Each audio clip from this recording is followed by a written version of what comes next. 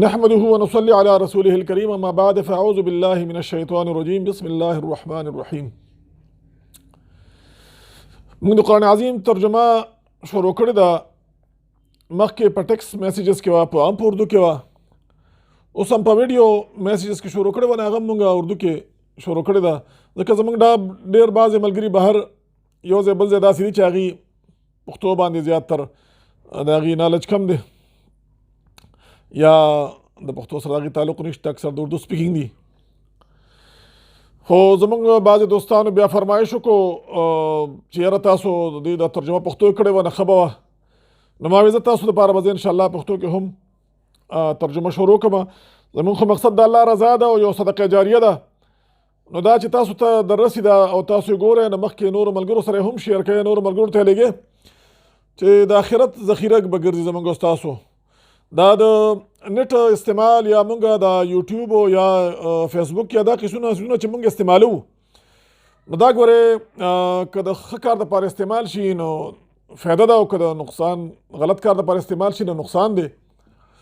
نو کوشش دا کوئ چې دا د ښه کار دپاره استعمالوئ، کم از کم دا خو مفتو کې ګټه ده.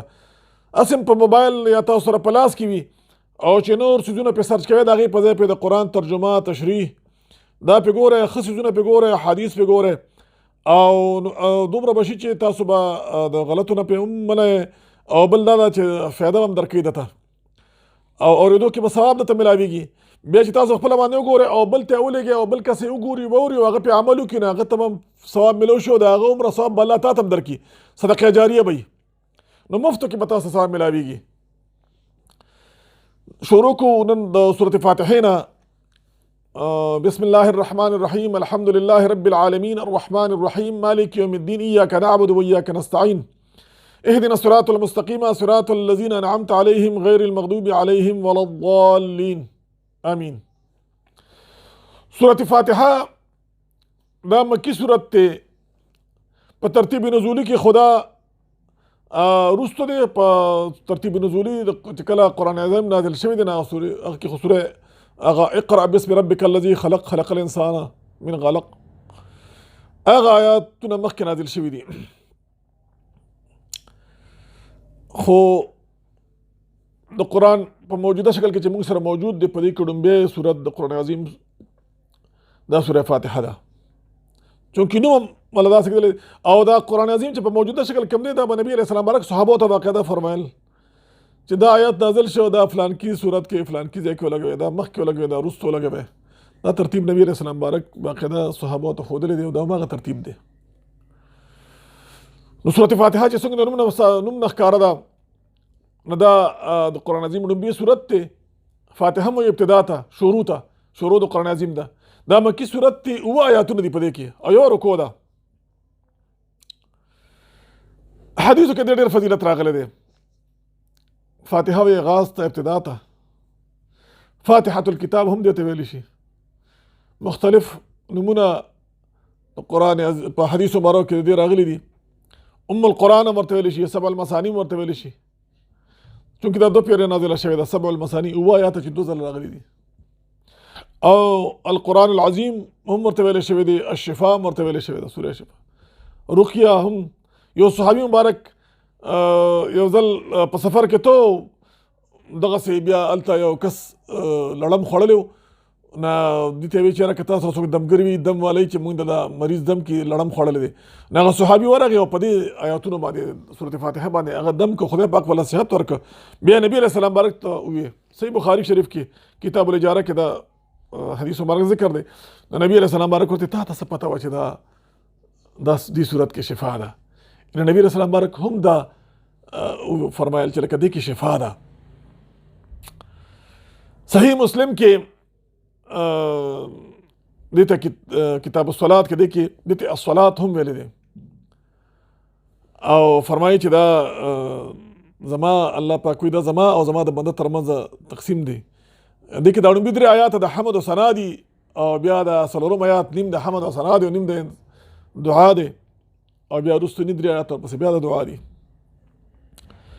نو دا یو ډیر مبارک او ډیر بختور صورت په دې لحاظ سره هم چې یو د قرآن په ابتدا کې ذکر شوی، شروع د قرآن، نو مطلب دا چې ډېر عظیم کتاب د دې صورت نه شروع شوی دی. نو د کوم قرآن چې ابتدایي کلمات یې نو چې چونکې قرآن هم ډېر عظیم دی نو هغه ابتدایي کلمات هم ډېر عظیم دي. نو بسم الله الرحمن الرحیم، بسم الله د ټولو صورتونو په ابتدا کې ذکر ده.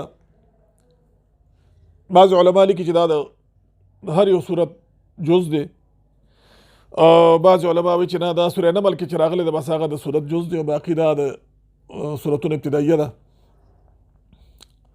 به هر تقدیر زه په ترجمه کې اختلافي مسائل نه بیانوم.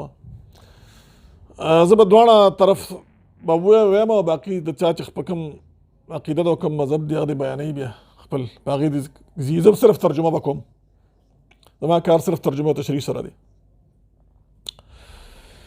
بسم الله الرحمن الرحیم، شروع کوم په نامه د الله چې رحمان دی. رحمان په صفت د رحمانیت سره رحمان دی او رحیم دی، مهربانه دی، ډېر رحم کوونکی دی په خپلو بندګانو باندې. الله پاک دا بسم الله له ډېر عزت ورکړی دی. دا یو په نبی علیه السلام بارک باندې نازله شوی دی، یو په سلیمان علیه السلام باندې نازله شوی مخکې. او حدیث مبارک کې راځي د دې 19 حروف دي په دې کې. او د حضرت ابن مسعود رضی الله عنه روایت دی چې دا د جهنم داروغه 19 دي. و دا کوم سړی چې بسم الله الرحمن الرحیم وایي نو الله پاک بیا د هغه 19 داروغه د جهنم نه بیا الله پاک بچ کوي، بیا د هغې نه دغه 19 دروازو نه بچ کوي الله پاک د جهنم. او بل حدیث مبارک کې راځي چې کوم کار بغیر د بسم الله نه شروع شي نو هغه ناقص دی، نیمګړی دی. د هر یو کار وایي چې شروع کوي نو په بسم الله سره شروع کوي، الله پاک پکې برکت اچوي په هغې کې، په کار کې. سورة فاتحه هم دغسې ډېره د عزت او د برکت صورت دی. وایي چې یو سړي ته یو بیماري او لا علاج بیماري او د سره د هغه علاج نه کېږي نو وایي که دې 41 پیرې سورة فاتحه د بسم الله سره ولولي او په هغې باندې اوبه دم کړي او هغه هر سحر څکي نو انشاءالله العزیز چې 40 ورځې برابرېږي به د دا بیماري به خدای ختمه کړي. وما علینا الا البلاغ.